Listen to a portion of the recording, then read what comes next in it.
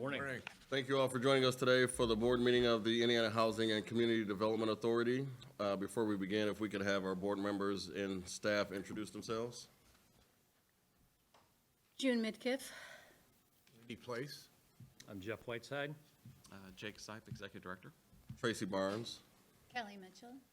Mark Pascal. Sheena Robinson. General Counsel, is there a quorum? You do have a quorum. Thank you. Call to order the September 2018 meeting of the IHCDA Board of Directors. First item on the agenda is the approval of the minutes from the August 28th, 2018 board meeting. Any questions on the minutes? So moved, Mr. Chairman. Thank you. Second. All in favor? Aye. Any opposed? Motion passes. Let's now move on and welcome Alan Rakowski to discuss bond volume 4% credits for Vivera Senior Living of Columbus. Morning and thank you. I have a recommendation today for bond volume and 4% credits for Vivera Senior Living of Columbus. This is under the 2018 AB bond application round. It began on January 1st of this year. It's the sixth application we've received and reviewed, representing a total development cost of $24.2 million, requesting $15,500,000 in bond volume and $891,444 in tax credits annually for 10 years. It'll create 114 units of affordable housing. Marion Development Group LLC is proposing this project, the new construction of a 4-story, 114-unit assisted living facility in Columbus. It will consist of studio and one-bedroom units, have a wide range of personal and supportive services available to residents. The assisted living services provided through the experienced management entity, Guardant Management Solutions, will include what we typically see in these types of deals, including assistance with bathing, grooming, dressing, meals, shopping, medication delivery, and transportation. Furthermore, this project's close proximity to Interstate 65 and State Road 46 will provide easy access for residents and also their families, as well as employees and visitors for the site. During the round, it went through our regular due diligence process. We ensured that it met the criteria set forth in the 2018-2019 QAP. Additionally, as we have with every bond deal, the members of the development team were able to come in and present to members of the executive committee and real estate department. They came out on September 6th and presented their deal to us. So the recommendation we have today is the allocation of $15,500,000 in bond volume and $891,444 in annual tax credits to Vivera Senior Living of Columbus LLC for Vivera Senior Living of Columbus. And I'd be happy to take any questions. Any questions from the board? Hearing none, we're ready for your resolution. Staff respectfully requests the board approve the following resolution. Resolved that the board approve awarding $15,500,000 in bond volume and $891,444 in annual tax credits to Vivera Senior Living of Columbus LLC for Vivera Senior Living of Columbus according to the terms of the 2018 AB application round as recommended by staff. Entertain a motion. So Chairman moved. Sumner. Is there a second? Second. All in favor? Aye. Any opposed? Motion carries. Thank you. Okay, thank you.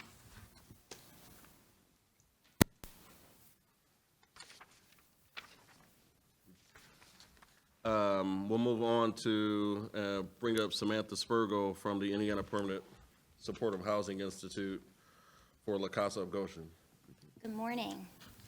So this is the first award that we are presenting today, coming out of the 2017 Indiana Permanent Supportive Housing Institute. So a quick background for those in the audience. So IHCDA has partnered with the Corporation for Supportive Housing, or CSH, for 9 years to conduct what we call the Institute, which is an intensive training program to train supportive housing partners in how to navigate the development and the support and preservation of permanent supportive housing to prevent and end homelessness. So a request for a proposal was released in September of 2016, and responses were due to IHCDA in December of 2016. to elicit teams to get to participate in the 2017 Permanent Supportive Housing Institute. This round was unique for several reasons. The first consideration was given to both integrated supportive housing, which is housing with no more than 25% of those housing units set aside for supportive housing, and then also 100% supportive housing projects. The second reason that this institute was unique in that previously other institutes have focused on larger projects.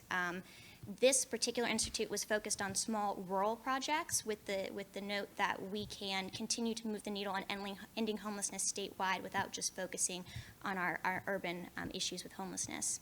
So focusing on smaller developments, 5 teams were ultimately selected to participate in the 2017 Institute. So teams who successfully graduated from that institute were eligible to apply for 3 sources of funding. The first is the Home Investment Partnership Program Grant or HOME, the second, the National Housing Trust Fund, and the third is the Development Fund as supplemental funding. They do have to meet all the federal requirements. There's also a scoring component in the application. La Casa, and I do want to recognize Alan Greaser from La Casa is here in the audience today, was a successful 2017 Institute graduate. I also want to note they are also an IHCDA CHODO, Community Housing Development Organization. They did submit an application to us for Home and Housing Trust Fund funding for Benham Avenue Apartments. This is an 11-unit new construction building in Elkhart, Indiana. We did review the application for threshold requirements and scoring. This project will serve households at or below 30% of the area median income targeting chronic homelessness. Supportive services will be provided by Oaklawn, who also participated in the Institute alongside La Casa and also the city of Elkhart, which I think is very telling for the commitment to this project. With that, I'd be happy to take any questions you may have. Please. What, on the loan piece, what's the term and interest on the loan? So the development fund interest, the parameters are the same as we normally have, a 3% interest, 15-year amortization. Yep, and the others are grants to La Casa. Any other questions? Perfect, well, thank you. So I have 3 separate resolutions. The first, staff respectfully requests the board approve the following resolutions. Resolved that the board approve awarding home funding in the form of a grant in an amount not to exceed $1,155,000 to La Casa of Goshen Incorporated as recommended by staff. Is there a motion? To approve. All in favor? Aye. Any opposed? Thank you. Your next one? Thank you. Staff respectfully requests the board approve the following resolution. Resolved that the board approve awarding National Housing Trust Fund in the form of a grant in an amount not to exceed $587,500 to La Casa of Goshen as recommended by staff.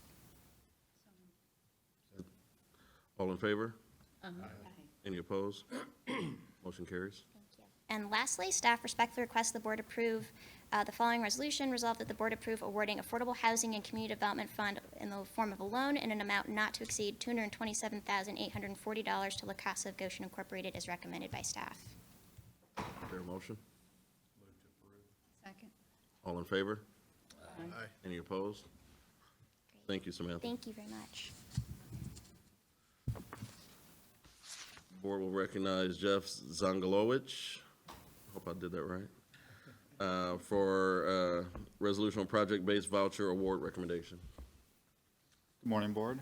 Good morning. So this is for the same project that Samantha just presented on, the Benham Apartments. A little bit of background about our project-based voucher program. HUD allows us to allocate 30% of our roughly 5,700 vouchers towards project-based units. Currently, after this award, we'll be about 6% of that allowed 30%. So we have decided to target permanent supportive housing with our project-based vouchers. We do this because it's the best form of rental assistance we can provide for chronically homeless. It's better than traditional HCV because with the population we're trying to serve, HCV just moves a little bit too slow. We have to wait for them to be able to find a unit on the private market. It's quicker if we have the voucher issued and then they can immediately move into the unit. It also allows us to connect them to the supportive services that give this population the best chance at success. Additionally, by targeting chronically homeless individual, HUD gives us some added flexibility in how we award these vouchers. We can do 100% of a project as voucher-based, whereas if we target a different population, we're limited at 30%. So a little bit of background on the process for how we award these vouchers. The request for the award is made through the application for the home dollars. And then we review some additional information from the project to essentially ensure that the tenant selection plan of the project is consistent with project-based voucher regulations from HUD. So with that, I'll take any questions. Any questions from the board? So is the voucher, was it 619 a month? Yeah, so the rental subsidy is tied to the HUD calculated fair market rent for the county. So currently, the fair market rent in Elkhart County is $619, which would be the amount of rental subsidy we provide. Although it is tied to the tenant's income, so it could adjust a little bit, but that'd be the maximum subsidy we provide on a unit. And then it's a 20-year contract on the project-based vouchers. And it is adjustable by the client's income. The tenant pays 30% of their income. Sorry. Any other questions? I have a question, just kind of about the vouchers in general. Compared to is the need here greater than the number of vouchers we receive? Is there a voucher waiting list? So on the whole voucher program. Yeah, not just specific to that. Yeah, so there is a waiting list. Greg's going to talk a little bit later. I'll give an overview on the whole voucher program, so he'll cover that in his annual update on the program. Okay, great, thank you. If there are no other questions, we'll entertain a motion. Move to approve? Thank you. Is there a second? Second. All in favor? Aye. Any opposed? Motion carries. Thank you. We'll now bring up Greg Stocking to hear about the Housing Choice Voucher Annual Plan. Thank you, Treasurer Mitchell. Ask and you will get answers. Good morning. My name is Greg, and I oversee the Housing Choice Voucher Program, including project-based vouchers. The need does outpace the funds we get from HUD. We receive roughly $27 million each year, and HUD expects us to support 5,600 households. We intentionally target those that are harder to house, so sometimes the dollars don't stretch to serve as many vouchers as we would like, but with program elements like the project-based vouchers, we intentionally open up our program with us being a big geography. We open up our program to increase access for those that have increased barriers to the housing. So we know that there's going to be a little bit more subsidy going into these project-based vouchers for permanent supportive housing. But the way we justify it is getting access to the program. And today I'm here to present the annual plan, the 2018 annual plan. Acting as a housing authority, we're charged with serving all areas of the state that aren't supported by a local housing authority. So that includes areas not served by municipal agencies, as well as specialized fundings that may not be available at those local agencies. Each year, HUD requires us to update our program policies and procedures. And today I'm presenting the 2018 update. The plan was open for public comment beginning in August 1st and closing September 17th. In addition, program staff attended 2 listening sessions that were 2 days each, hosted by 2 of our local subgranting agencies. It was an opportunity for our entire network to get together for a 2-day period to do an in-depth review of the program policies, changes that they want to see, clarifications that they need, and for us to provide some training. A result of this event was that we received over 70 ideas on how to make the program better, including minor clarifications to existing policies, as well as proposals for new policies. A summary of those major policies are included in one of the exhibits. If approved, this plan will be submitted to HUD on or before October 15th. And there are 4 major elements to this annual plan that we've highlighted in your packet. Exhibit A is a summary of some of those proposed changes. They are based on new HUD requirements, input from our subrecipients, as well as input from our partners such as the Back Home in Indiana Alliance, which we have some representatives joining us today. Exhibit B is a summary of new activities, including awards for project-based vouchers in 7 permanent supportive housing developments, and additional VASH vouchers that we received to house homeless veterans in partnership with the VA. Exhibit C are certifications that were sent to the Lieutenant Governor for review, and they just certify that as a housing authority, IHCDA is compliant with public housing regulations, we're compliant with the Civil Rights Act, and that our policies are consistent with the broader consolidated plan for the state. And Exhibit D is a summary of the annual update to our 5-year plan. Additionally, program staff has provided the board a one-page summary of our efforts related to the agency's strategic plan and a highlight of program metrics. These documents demonstrate that the HCV program is pursuing innovation by strengthening existing partnerships, developing new partnerships, and responding to changes in HUD policy and new funding opportunities. There's also examples of how we're providing thought leadership by increasing outreach to traditionally less engaged communities and providing education and convening discussions around housing policy. And finally, we're emphasizing continued quality of service by creating training opportunities for staff in our network and continuing to meet HUD's benchmarks by maintaining IHCDA's standard of a high-performing PHA. And we are recommending the approval of this annual plan submission and the required attachments as outlined for submission, and I'm happy to answer any questions. Yes, Question. sure. So the proposed policy changes, they're not additions, they're changing something that was already there? Right, so there's the annual plan, which is these exhibits. One of these exhibits is a 600-page administrative plan that's our way of communicating not only to HUD how we intend to meet the regulations and the implementation of the program, but it serves as a procedures manual for our subrecipients. So these changes are technical corrections in response to HUD updates, as well as clarifications to our subrecipients. So most of the changes, most of the ideas that came out of those listening sessions, the policy isn't changing. We're just clarifying the language to make sure we're getting the intent of that policy across. And most of those changes were streamlining the program, creating a better framework here at the state level to where we have some internal controls that allow the local agencies to operate a little bit more independently. Since they're the local caseworkers, we want them to have not only the ability to make judgments in the field, but have them understand what the intent of the policies are to give them some leeway. Sure. So, and maybe out of 600 pages, you won't know this one, but Sure. where it says, it's chapter 16-41, it's reporting requirements of elevated blood levels. I'm curious if, is that a real change, or is that clarifying what already is happening? It's a clarification. So the good thing about the Section 8 program, HUD leaves a lot of discretion to us as public housing agencies. So to meet HUD's expectations around lead-based paint and notifying HUD and the health department when we're aware of a child with an elevated blood lead level, HUD gives us 3 options that we could do. IHCDA prefers 1 because we have good state partnerships with ISDH, and we also have some specialized funding through the voucher program that allows us to react more quickly. So it's an instance that we don't run into a lot. So the language that was there came into question from a subrecipient who had an occasion pop up, and it was just not a policy they had implemented before.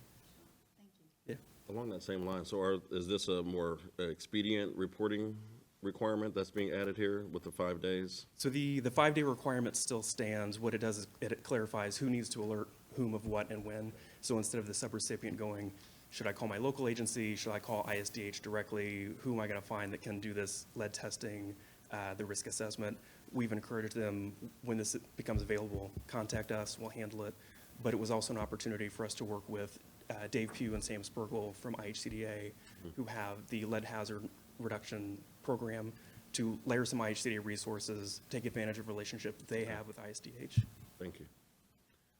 Do homeless veterans fall under what? Homeless veterans, all in one as far as your metrics? Sure, so Housing Authority can put preferences in for the waiting list.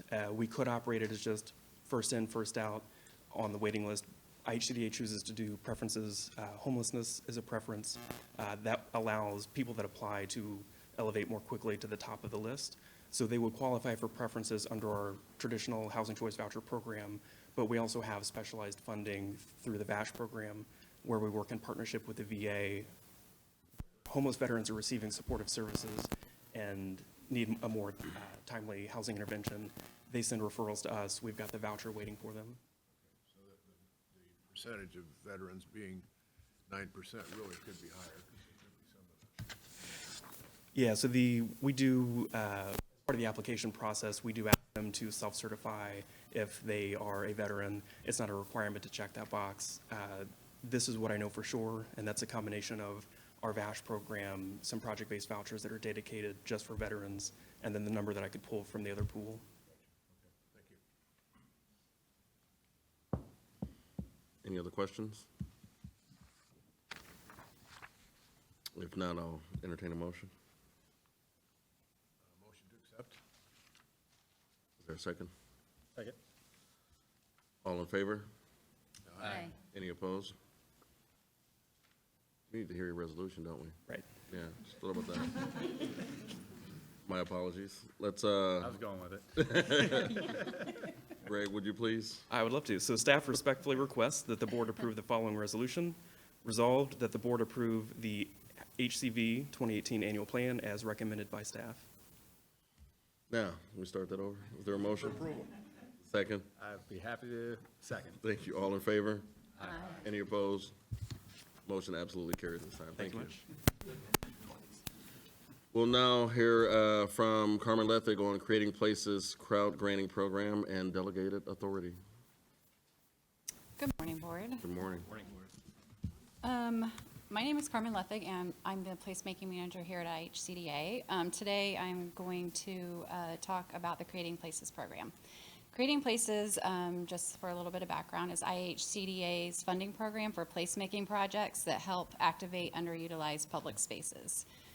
It's a crowd granting program where a project raises funds through a marketed crowdfunding campaign, and then IHCDA will match the funding goal dollar for dollar with IHCDA Development Fund grant dollars when that goal is met. So today I'm going to present to the Board of Directors a request for additional Development Fund grant project funding in the amount of $1 million to continue with year 3 of Creating Places.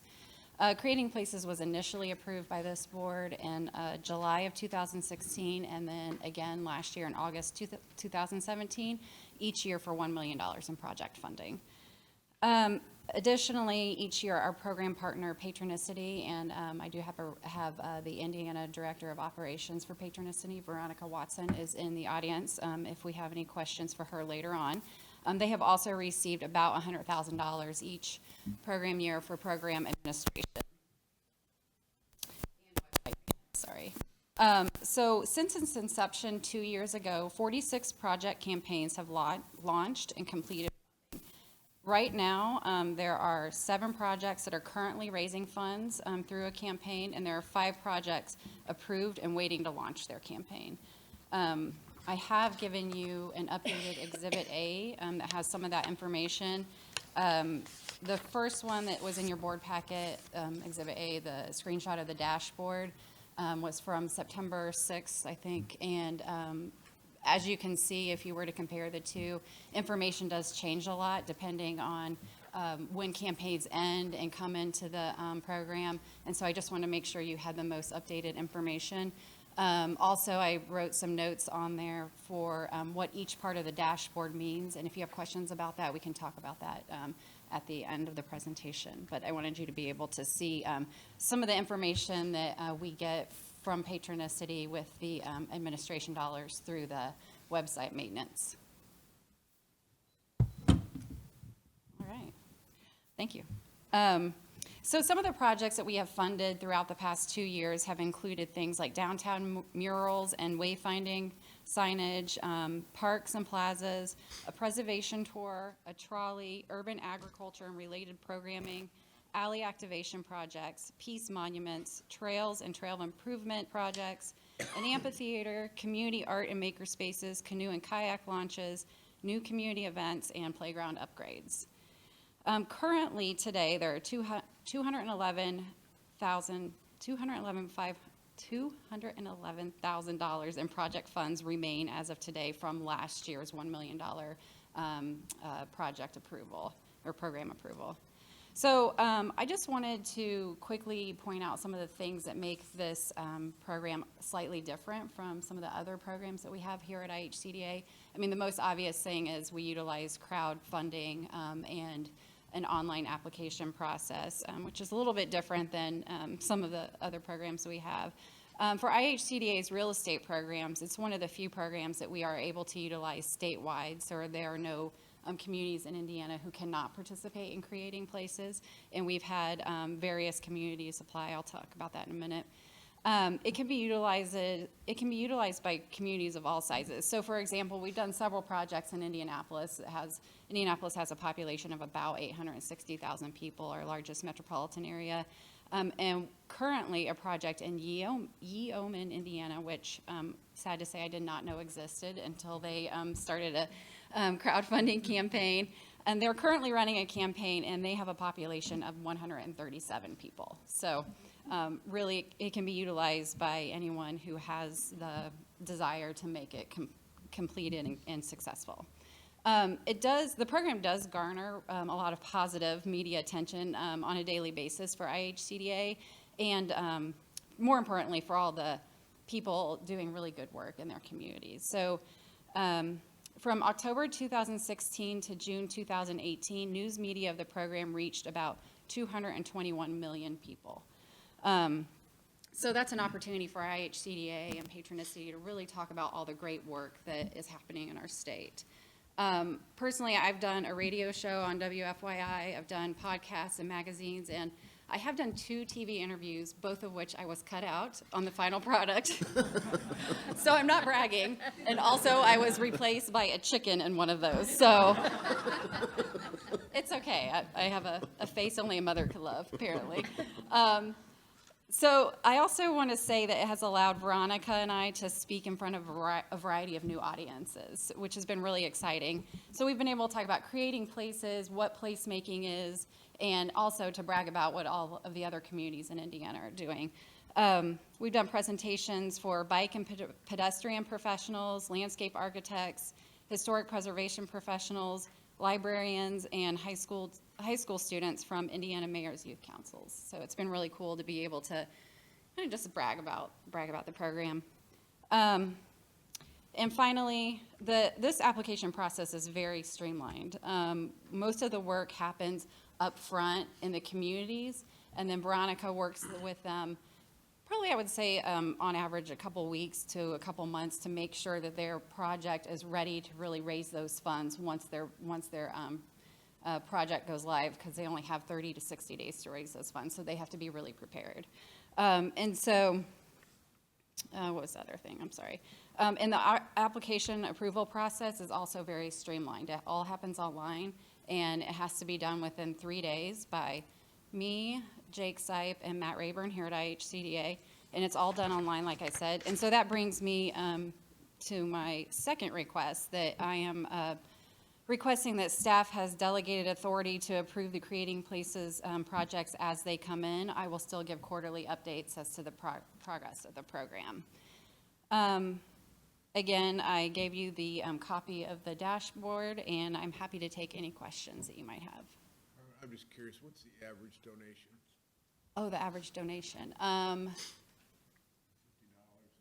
don't know. I was prepared for all other donor questions but that one. I'm so sorry. Or what's the maximum that a donor can make? A maximum that they can donate? Yeah. It's 35% of their crowdfunding goal or $10,000, whichever one is less, depending on the goal. Maybe this is a question for Veronica, but so we're generating about $5 for every buck that's invested across your client base. Is there a range there, and where do we fall in that range? With other sponsors Yeah. we work with. I am not certain. I know in Michigan, let me just pull up their dashboard really quick. They have, I believe, a much higher TPI ratio, but they've been going for 5 years now. Ours has just started to jump, I think, in the last year or so. So I believe that we could catch up to them fairly quickly. And I believe our other sponsor in Massachusetts, we are fairly close. And they started around the same time. Just to clarify, so is that TPI for our IHCDA specific programs or any of your programs in the state? On the dashboard that you're seeing, that is Specific to IHCDA for Indiana, okay. Quick question I have, we're partnering and matching donations, and as these go into effect, is there anything that IHCDA gets? Is there like a little plaque or something on that area that states helped by IHCDA. I guess where I'm getting at is it helps spread, not just about the spaces that you guys are doing with the program, but I think it also spreads about the IHCDA brand, and just the fact that everything that we do, you constantly want to remind as you go in all the different communities what IHCDA can do besides just this, because obviously there's a lot of value add. Yeah, I think I'm understanding your question. Yeah, so for most of the projects, there are some kind of signage around the projects, and our logo is always included on it. Is that what you mean? Yeah, that's exactly what I was going for. Yeah, and a lot of the projects, especially the ones that have done more than one project, because you can come back whenever you're ready, they have now, they've been really good about making sure that they say IHCDA is part of, is the main funder of the program, and utilizing our name when they do any kind of press. So I think that people are becoming more aware of the community development type projects that we can do through, some of those mechanisms with the projects. And another question, geographically pretty dispersed? It is pretty dispersed. I think we've seen a lot of the repeat projects come in the bigger communities, because I think that they can, like Indianapolis, for example, can target several different areas in Indianapolis and not have to worry about donor fatigue so much as a smaller community. But yeah, it's pretty well representative from all geographical areas throughout the state. And income dispersion too, the areas with high net worth and low net worth participating. Yeah, it really is. I mean, as far as taking a quick look at the program, we haven't seen that. I haven't seen proof that lower income communities are at a disadvantage for participating in the program. Does the $100,000 for administrative, does that come out of the $1 million allocation, or is that separate? It's separate. I took the average project size of, it was around 33,600, and it looks like the average number of donors is about, 237, and I got the average at about $142 per donor. So I used that little, that's where I came up with that number. We could look at adding that to the You may dashboard. correct me if I'm wrong. I was just doing some It's quick math there. It's $142, not $141. No, I rounded up.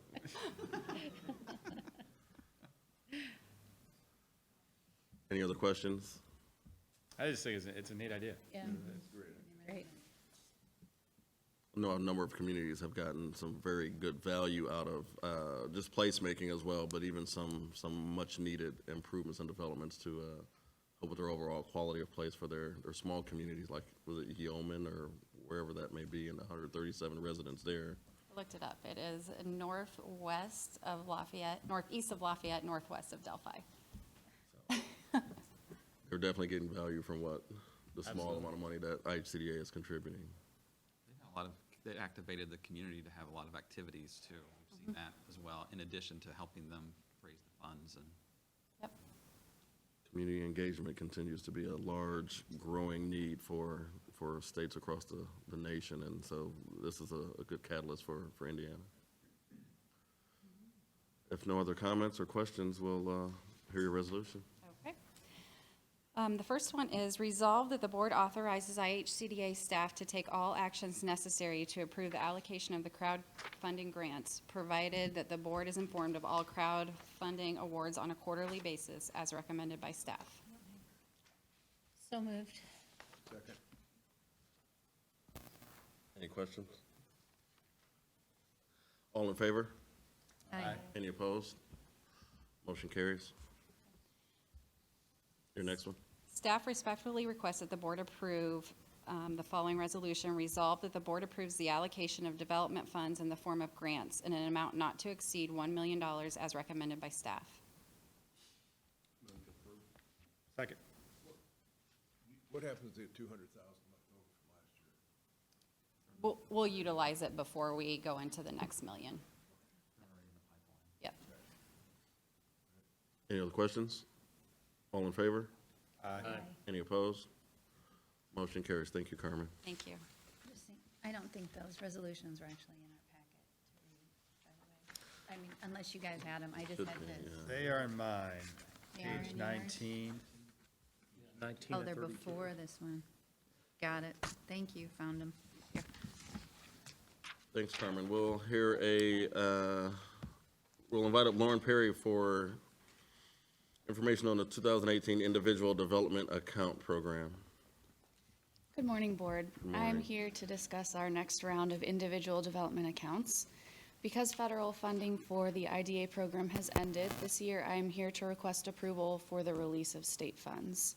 Last year, community programs requested approval to utilize only federal funds to assist in clearing out remaining balances. So the state appropriation was left for this year so that we would have closer to the normal appropriation to release for the applicant organizations to fill accounts with. IHCDA has $873,000 of last year's state funds, along with $940,000, which represents this program year's state appropriations for IDA.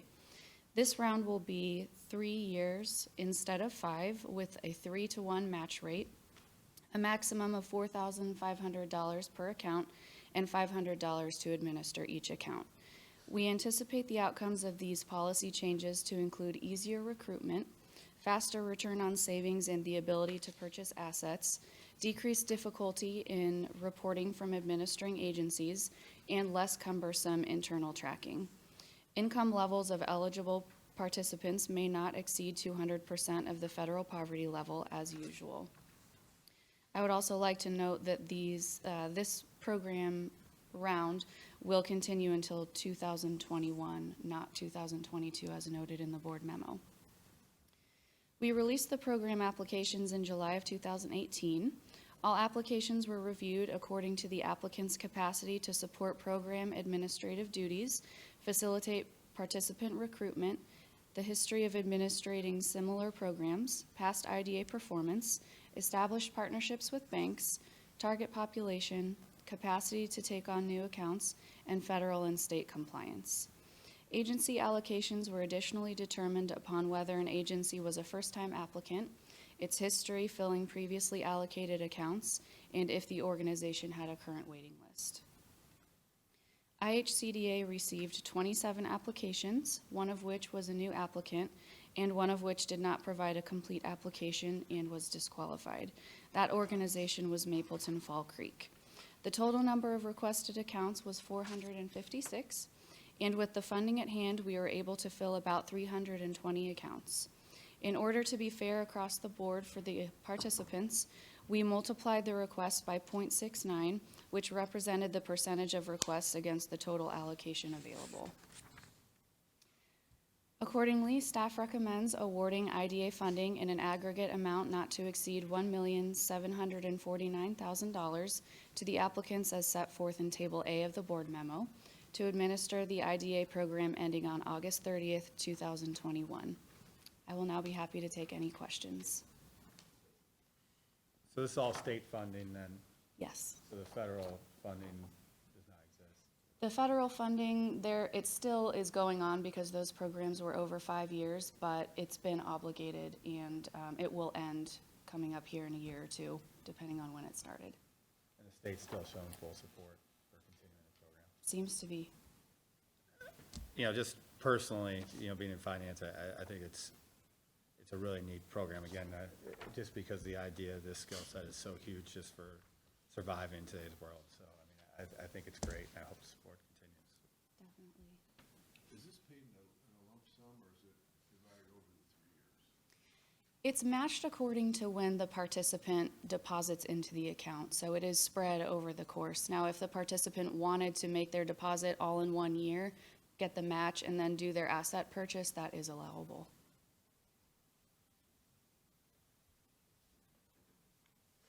Any other questions? Go ahead with the resolution.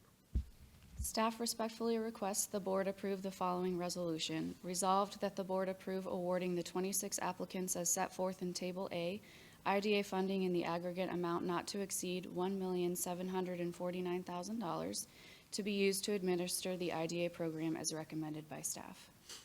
Is there a motion? Second. All in favor?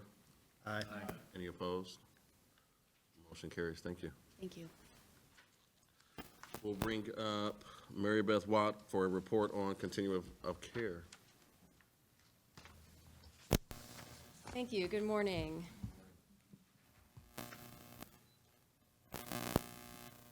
So we're bringing up the presentation. I'm Mary Beth Watt. I'm the Community Investment Officer for Federal Home Loan Bank Indianapolis, and it has been my privilege for the past 3 years to serve as the chair of the Indiana Balanced Estate Continuum of Care Board. It's a little faint. Okay.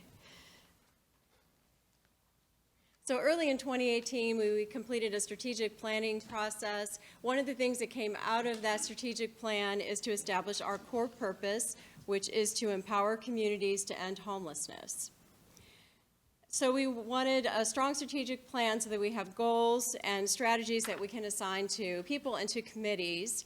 The one committee, Jill did add it for me, the Resources and Funding Committee, that one has been in place for a while. Of course, our goal to maximize our funding with the HUD-NOFA, but the other committees that are listed there really have been reinvigorated, resurrected as we have the strategic plan and goals that we can assign to those committees, and also work to streamline our board meetings so we have more of the work and discussion happening at the committee level.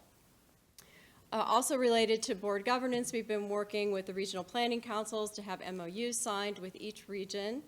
And we are putting finishing touches on a COC policy manual. There's an IHCDA intern who worked on that over the summer, and I reviewed a draft of that, and staff is fine-tuning that, and we will have that document posted on our website in the near future.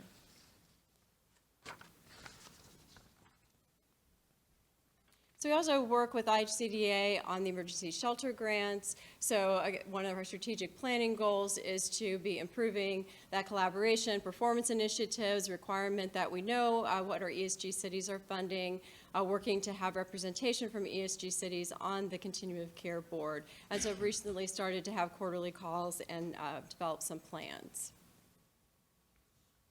Of course, the strategic planning goal to maximize the funding that we can have in the HUD-NOFA. We recently submitted the fiscal year 2018 application.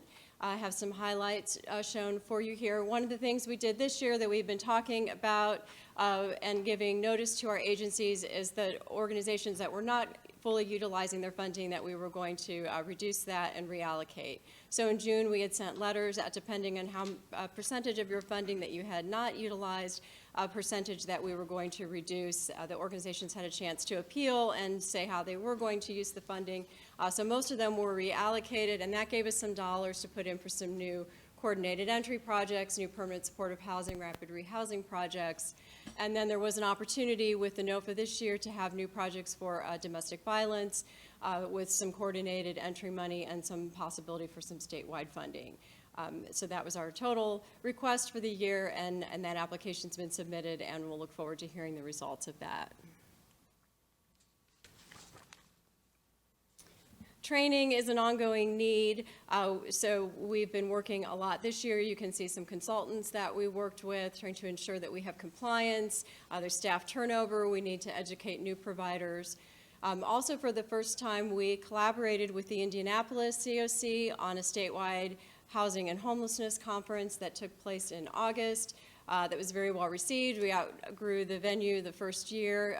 Particularly, organizations in the Balanced Estate appreciated the opportunity to come together in Indianapolis and hear from their peers and network. And we have some other thoughts on ways that we can collaborate with the Indianapolis COC, because we know our homeless neighbors are not getting to boundaries of regions and counties and COCs. They're crossing across those areas, and we need to work together to be effective. As part of the funding NOFA, there will be a lot of policies and procedures that we need to attach that HUD wants in place. And we do these not just because they're required for the funder, but they are best practices. So there's a long list of things. Jill Robertson worked really hard this year to get all of those in. The board passed a lot of things. This also gives us policies and procedures and benchmarks that we have in place for our organization so that we can talk to them about their performance and measure it against benchmarks that we have in written policies and procedures.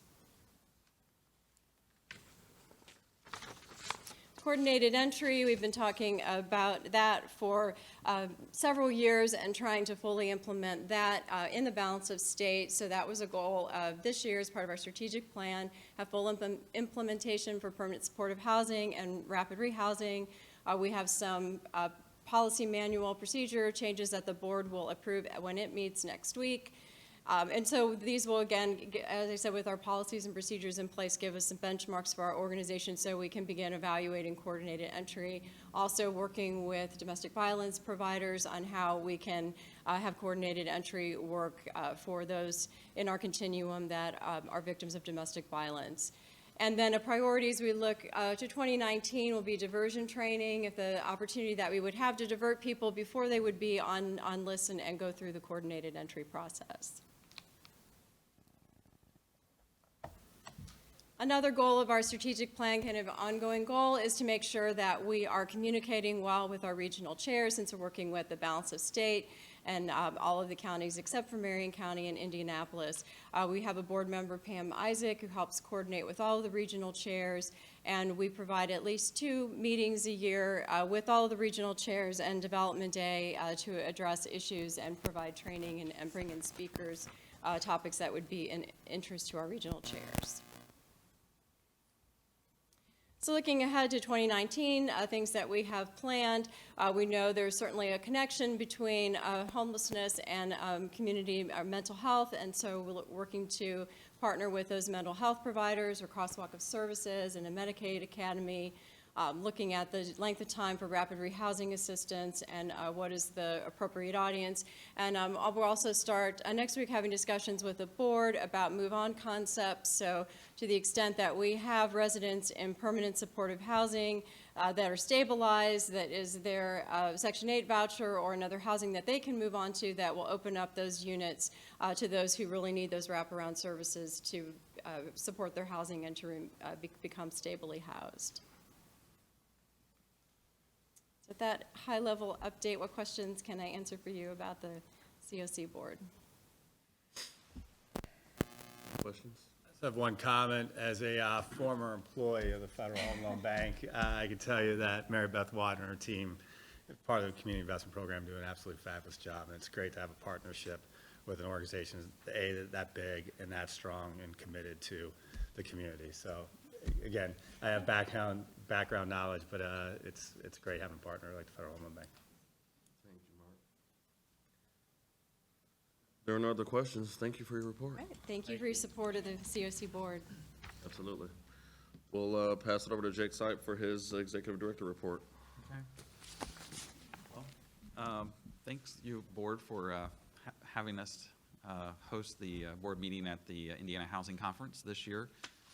This year's conference is, again, a partnership with the Indiana Affordable Housing Council, and it's been a widely successful conference again. I think we had registered over 500 attendees for this year, and I think there's close to 40 sessions taking place over the day and a half. So yesterday was a full day, and then today's a half day, ending it with the Lieutenant Governor's Excellence in Affordable Housing Awards luncheon, which will be following our board meeting today. So really excited about that, and hopefully you can stay and if you have time to be part of the luncheon. So it's really exciting to see the awards we're going to be handing out. So to kick off the event on Tuesday, we had the charity golf outing, and this year's not-for-profit entity that was going to benefit from the proceeds from this year's golf outing is Hoosier Veterans Assistance Foundation, HVAF. And unfortunately, the golf outing was canceled because of all the rain and everything. But we still had a successful charity golf outing in terms of raising proceeds. And we presented HVAF yesterday with a check for $40,000 to the work that they do. So we're really proud of that work. So they've been a great partner, and they obviously have a lot of programs that how to serve our veterans, specifically those that are most vulnerable. So really proud of that partnership we have with them and the golf outing. So a couple other things real quick I'll just kind of go through. Tomorrow, Saturday, we're going to kick off the 2018-19 My Community, My Vision, which Carmen has helped lead for the last few years. This year, we have 5 high schools that are going to be participating in the My Community, My Vision throughout the school year. And then at the end of the year in April, they'll present their community plans and to the Lieutenant Governor and to and also a wider group of mayors and town council presidents, anyone who'd like to come and see what the youth in their community has presented in terms of a community plan. So, but those 5 schools this year, or communities, is Batesville, and Batesville is part of the Mayor's Youth Council, and then Union County, North Putnam High School, Huntingburg, which is also part of the Mayor's Youth Council, and then Warsaw. And that also has, the Warsaw's mayor has a youth council, and so they're part of that as well. So those are the 5 schools we have this year, and really excited to see the work that they're going to do. The other thing that's this year, we made another little change, is we're partnering with Indiana University School for Public Environmental Affairs, and each of these schools is going to get a consultant who is a graduate student at IHCDA to participate in helping them pull together their plan, but also to implement a placemaking initiative that can enhance the quality of life in their communities that is driven by the youth. So we're excited about this partnership that we have with IU this year. So I want to give you a quick update on a couple of, we have several competitive applications that we have submitted to apply for. So just a quick update on a couple of those. Mainstream 811 vouchers, which we applied, which is targeting persons with disabilities to provide rental assistance. We received 25 vouchers, approximately about $130,000 for that. So proud of our team and the work that they did with Greg and Matt and all their team to apply for those funds and bring those in to the state. So we also partnered with the Community Investment Fund of Indiana to apply for capital magnet funds, and that application went in requesting $7 million specifically to invest in permanent supportive housing and our moving forward initiatives tax credit applications. So we see these dollars, if we're fortunate to receive some dollars related to the capital magnet fund, to go in as gap financing for some of these deals. So we probably won't find out until the spring as to whether or not they make their awards. It goes through the U.S. Department of Treasury. So.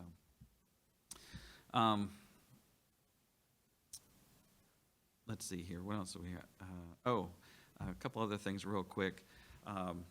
This week, we had a really nice, really proud of the team at IHCDA. They presented at this year's Indiana Township Trustee Conference earlier this week on Monday and Tuesday.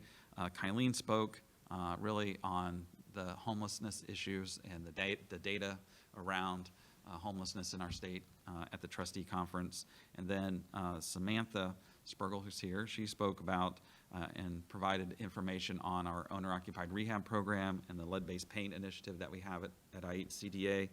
Mark Leland spoke a little bit about the foreclosure prevention programs that we have at IHCDA, and Greg Stocking was there talking about sharing the rental assistance programs, and then Lori Wood was there to discuss our homeless prevention programs, and then Rachel Woods was there to talk about our energy assistance program. So we really provided the township trustees with several programs that we know have direct impact on beneficiaries that they work with in their communities.